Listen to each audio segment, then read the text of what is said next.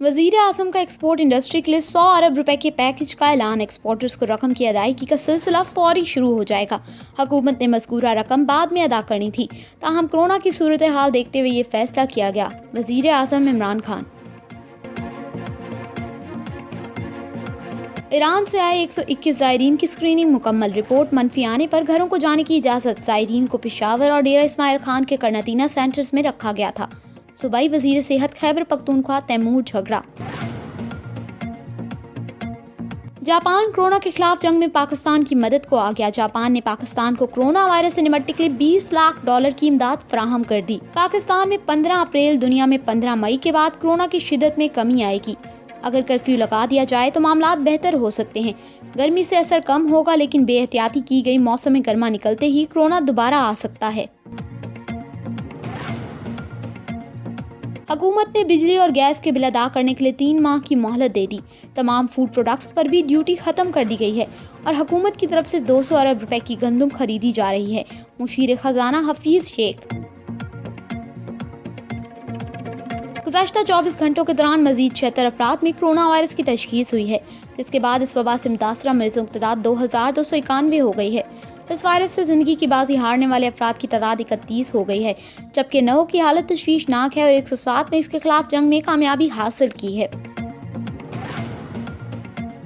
Chairman Peoples Party Bilawal Bhutto ने नामवर सहाफ़ियों को सोशल मीडिया पर गाली देने और निशाना बनाने की मुहिम की मजम्मत करते हुए कहा कि सहाफ़ियों को गालियां देने के ट्रेंड हुकूमत के नाकदीन को खामोश कराने के लिए एक और हमला है। गालियां देकर सहाफ़ियों को पैगाम दिया जा रहा है कि या तो वो खामोश रहें या खुमियाजा भुगतने के लिए तैयार रहें। अपनी ट्वीट में फिरदौस आशिकवान ने कहा कि समाजी खिदमात में नौजवानों ने हमेशा रोशन किरदार अदा किया है, क्योंकि वो बेगर्ज होकर खिदमत खल्क का काम अंजाम देते हैं। वज़ीर आज़म ने मुस्तहिक अफराद के घरों में अशियाए ज़रूरत पहुँचाने की जिम्मेदारी इन नौजवानों के सपोर्ट की, जो समाजी काम में इमरान खान का हमेशा दस्तो बाजू बने रहे।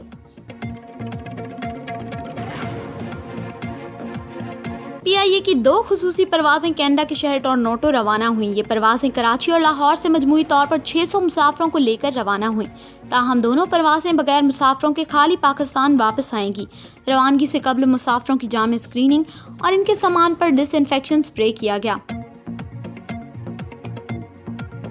मुस्लिम लीग नून की तर्जमान मरियम औरंगजेब का कहना था कि कोरोना वायरस की मकामी आबादी में मुंतकिली और मकामी हालात के मुताबिक इनकी शक्ल तब्दील करने का पहलू तशवीशनाक है।